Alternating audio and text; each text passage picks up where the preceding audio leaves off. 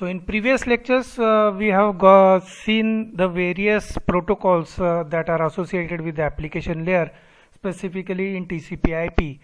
So we have gone through the DNS, then DHCP, then the Telnet, SMTP.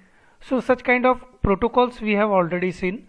Now one more aspect that is very important aspect, but which is not the part of this application layer, but which is the important part of TCP/IP, and this is the internet protocol of next generation, internet networking protocol of next generation, that is IPv6, that we are going to talk about IPv6. Okay, so IPv6, let us try to understand first what are the disadvantages or what are the deficiencies of IPv4. So for that purpose, if we understand these IPv4 deficiencies, then we can come up with how IPv6 will help in this form. So we know that TCP/IP nowadays it works with IPv4. So IPv6 yet it is not fully utilized, but IPv4 is in full use. IPv4 provides you the host-to-host communication between the systems on the internet, but there are certain deficiencies in IPv4 as the network is growing very fast, the internet is growing very fast. So the first problem is that it cannot address the depletion, and that is a long problem in internet. That means it is providing you the short solution, it is providing you the subnetting, classless addressing, but address depletion is not possible with IPv4.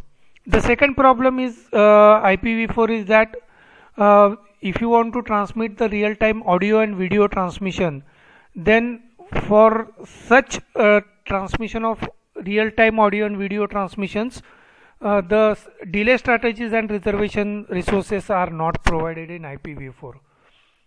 So that means if it is going for the higher bandwidth type of system, the IPv4 fails in such delay strategies and reservation of resources.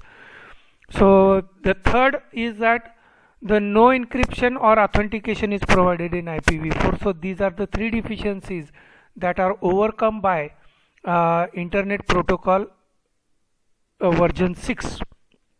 So it is also known as internet networking or IP next generation, that is IPNG. It is also known as IPNG. There are advantages of IPv6 over the previous version. What are those advantages? It is having a larger address space. That means 128 bits are address bits are there as compared to 32 bits of IPv4.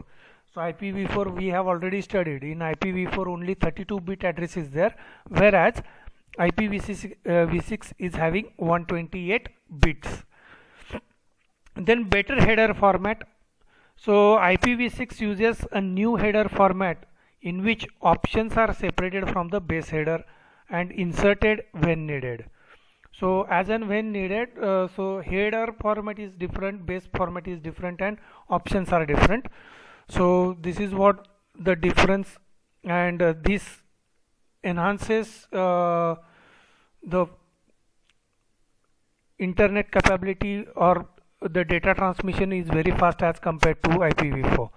The new option is that IPv6 has a new options to allow the additional functionalities. It allows for the extension. So IPv6 allows you the extension of the protocol if required by the new technologies and applications. So IPv4 does not provide you such kind of facility. So rigidity is there, but IPv6 you can extend it for the new technologies. And there is a support for resource allocation. As I said, the two new fields, that is a traffic class and flow labels, have been added to IPv6. This will allow you to support the traffic such as real-time audio and video. So the resource allocation has been taken care. That is the advantage, and it supports for the more security. So encryption and the confidentiality and integrity of the packet has been taken care in IPv6. So these are the advantages of IPv6. So let us try to understand how the IPv6 formats look like, or how it looks. Okay, so you can see that here it is a 40-byte header is fixed, whereas in IPv6, IPv4, the header format is from 20 byte to 60 byte. It varies from 20 byte to 60 byte, but in IPv6 the base header format is fixed of 40 byte. It is fixed of 40 byte. Now you can see how the 40 bytes are divided. Now the header format is like this. So this is a first 4 byte, then the next 4 bytes, and so on. So first 4 byte, the first 4 bits are version, then the traffic class, then the flow label, then the second it will be a payload length, next header, hop limit, then it is followed by a 16 bytes source address and a 16 bytes destination address. Why 16 bytes? Because it is 128 bits. 128 bits is 4 times greater than IPv4. The size is 4 times greater than IPv4. So in IPv4 there is only one row is available for source address, and there is one row available for destination address, because a 32-bit representation was there. 32-bit representation was there. So for that purpose, you can calculate this. These are the 4 bytes. These are the 4 bytes, 4 and 4, 8, and here it is 16 and 16. So 16 plus 16, 32 plus 8. So the total header size is of 40 byte. So this is how the header will look like, and it is very easy as compared to IPv4. So you just go and try to recall the IPv4. So from IPv4 you can easily understand the concept. This header is very easy and have a very less information as compared to it. So version, traffic class, flow label, payload length, next header, hop limit, source address, and destination address. That's it. This is the header format. Now version, it is a 4-bit field that defines the version of the number of IP. So for IPv6 the value is 6. That means the 4 bits are represented in the format of 6. Okay. Now the traffic class. The traffic class will be defined. The 8-bit traffic class field is used to distinguish the different payloads with different delivery requirements. So we know that hop to hop and machine to machine, such kind of deliveries are there. So that deliveries traffic class is defined over here. So it replaces the type of services in IPv4. So types of services we have already seen in IPv4. So this has been replaced by the traffic class. So the class is defined by that one. And flow label. So flow label is a 20-bit field that is designed to provide a spatial handling for a particular flow of data. We'll discuss it in later. Then payload length. The payload length is a 2-byte payload length that defines the length of the IP datagram including the header. And note that the IPv4 defines the 2 fields that are related with the length. First one is the header length and the total length. But here in IPv6 only the payload length is defined. So out of that 40 bytes are fixed, and whatever may be the remaining is there of and that defines the data of the IPv6 that carried out. Okay. Then the next header field will tell you the first extension header if present, or the type of data that follows the base header in the datagram. That means what kind of data you'll be following. Let us consider that you'll be using what kind of services. You may be using UDP, you may be using TCP/IP, or you may be using other kind of services. So these services are defined in this next header, and these specifically these are designed at the end of the header. But before that, what are the types of the datagrams are there that are defined in this next header. So hop limit, so this is the 8-bit hop limit, serves as the same purpose in TTL, time to leave, that we have seen, which is the field in IPv4. Then the source and destination address, it is a 128-bit source address that defines the source origin of the datagram and the destination of the datagram. And payload, so payload field has a different format and meanings, so that we can see afterwards.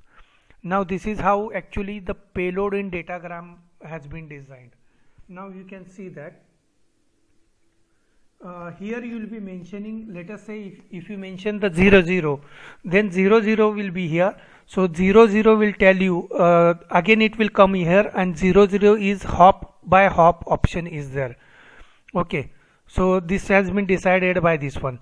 Then the length will be decided. The datagram present in this one, that is the next header information present in this one. So if it represent IPv6, ICMP v6, ICMP we have already seen for version 4, but ICMP v6 version 6 is the enhanced version of that ICMP, which is supported by this IPv6. So such kind of information is present in this next header information, and these are the services. These services can be extended by this field that is called the next header. So at the end of this one, so whatever may be the services like TCP, whether you will be using TCP or whether you will be using UDP, so these services will be mentioned over here. Okay, so such kind of information is put in this format, and this extension is a part of your the previous diagram that we have seen. So header will be here. So header, it is a version we have written here, then traffic is here, and this information is already here. This is a source address, this is a destination address. Okay, so this is already seen, we have already seen, and this is the header, base header, followed by this payload. So payload may consist this extension of the data, and this extension of the data may use these options. So these options are mentioned in the extension, and accordingly the services are provided in IPv6. Okay, so this is how a payload IPv6 works. So payload in IPv6 means the combination of 0 or more extension headers followed by the data from other protocols. That means other protocols means we have already seen ICMP, TCP, UDP, all these informations are provided at the end of the service. So the flow label has been directly added to the format of IPv6 to allow us to use the IPv6 as a connection oriented. So we know that IPv4 is a connectionless protocol. IPv4 is a connectionless protocol, whereas IPv6 is a connection oriented protocol, and this flow label that we have added as a flow label variable or field in IPv6 header, that will ensure that it will move from connectionless to connection oriented protocol, and that will make the secured data transmission. Once the connection is established, the data is transmitted. So it's a connection oriented protocol, whereas IPv4 is a connectionless protocol. So IPv6 datagrams can be fragmented by the source and not by the routers, and reassembly takes place at destination, whereas in IPv4 the fragmentation takes place at source, at routers, and assembly takes place at destination. But here the fragmentation is done by source only. Routers will simply forward it. Okay, so destination, it reassembles. So IPv6 addresses are there. What are these IPv6 addresses? So in IPv4 we have seen the classful and classless type of addresses. In classful address, class A, class B, class C, class D and class E, that we have seen, and on the basis of first byte, if it starts with a 0, then we have a specific class A range is there, class B range is there, class C range is there. But here in IPv6 there are certain classes, but generally this IPv6 is represented in the format of hexadecimal, whereas IPv4 is represented in the format of decimal numbers. So you might be remembering that in IPv4 we are representing the number like this: 172.16.16.619. Okay. So this is how we have represented IPv4 address, but IPv6, since it is 128 by a bit long, it is represented in hexadecimal instead of hexadecimal. Now let us see how actually the system works. So the main reason for migrating IPv4 to IPv6 is the length of IPv6. Then there are two sections we can represent the IPv6. Either it will be represented in the format of binary or and a colon hexadecimal. But binary, we have seen that the binary is understood by the machine, but it is represented in the format of hexadecimal by the administrator or the users. Now this is how exactly the data is represented or the address is represented. So binary 128 bit information will be represented in the format of 1, 1, 1 and 0, whereas the hexadecimal representation will be 4 byte information. Okay, so here it is a 4 byte information will be represented in the format of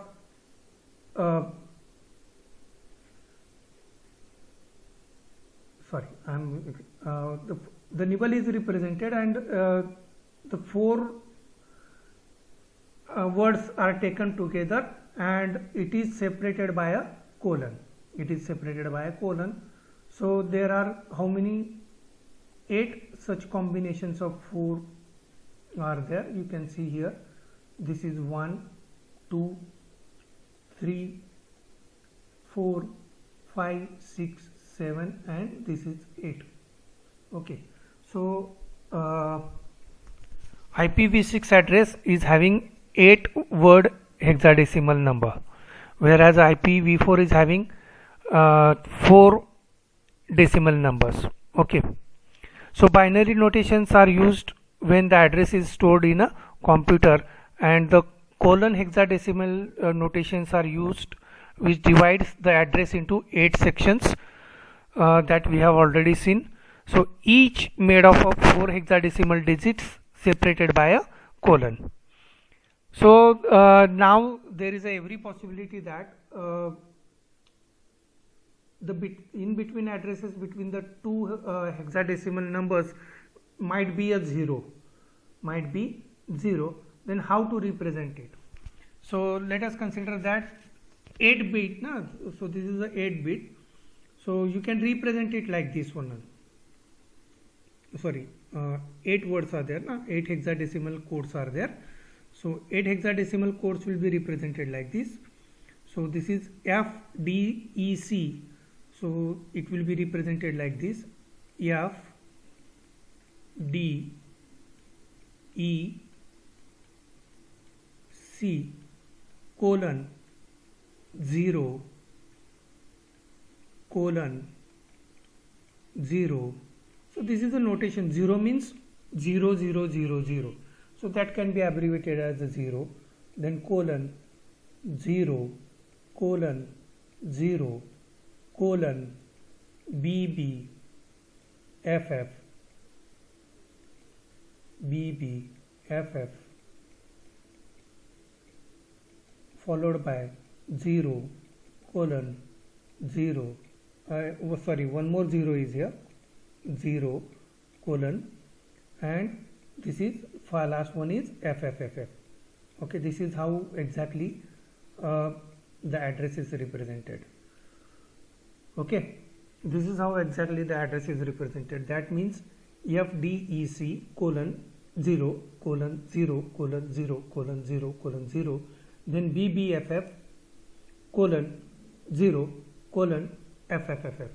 This is how the address is represented, and this is represented in the format because a continuous 5 zeros are there. So that can be replaced by these double colon. That can be replaced by double colon. So the address is shortened. And as we know that we have already seen this CIDR notation in IPv4/90 for prefix, for noting the masking purpose, for noting the network ID and the host ID. So in case of IPv6 also this CIDR notation is possible. So IPv6 also uses the hierarchical addressing and it follows the slash or CIDR notation. The following CIDR notation shows that the 60 bits are used for representing the network. The 60 bits are used for representing the network and remaining bits are used for host IDs. So the address space in IPv6 contains 2 raised to 128 addresses. 2 raised to 128 addresses. And this space is 2 raised to 90 times greater than 2 raised to 96 times greater than IPv6. 2 raised to 96 times greater than IPv6. So this is what the advantage.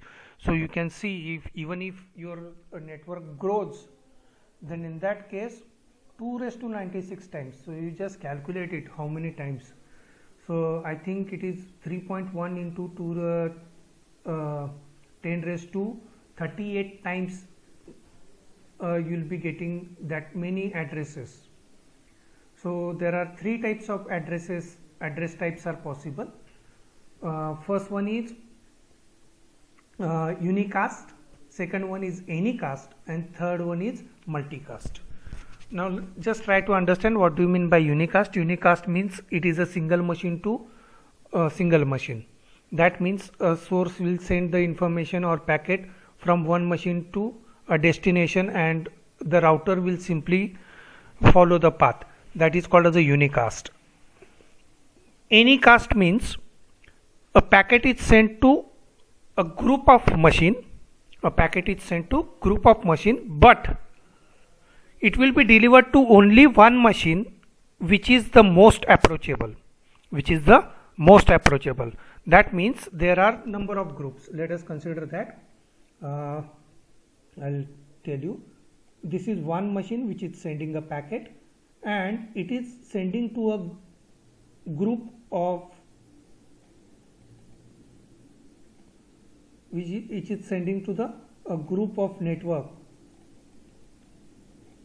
So you can see that if I draw it here, let us consider that this distance d1, we have seen the optimality route. So this is d2. Now if this is the network and this is the group to which this PC has sent the information, so which is the most approachable? So the most approachable, if we take the shortest routing path, D1 is the most approachable. So the packet will be delivered to this one only. So this is called as a anycast. And multicast means the packet will be delivered to each and every group member in the network.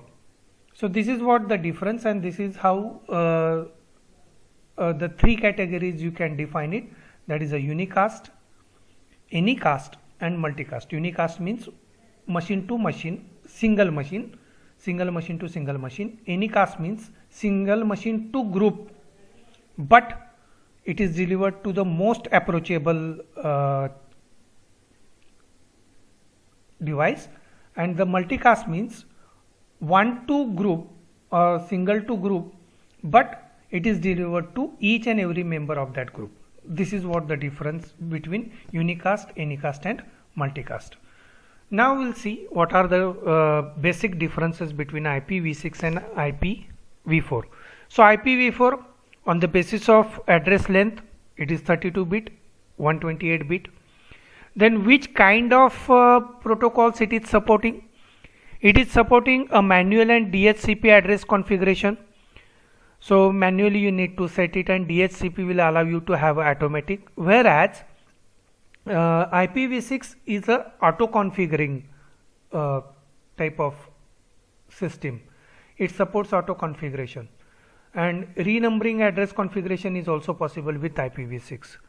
So IPv4 end-to-end connectivity, connection integrity is unachievable because it is connectionless.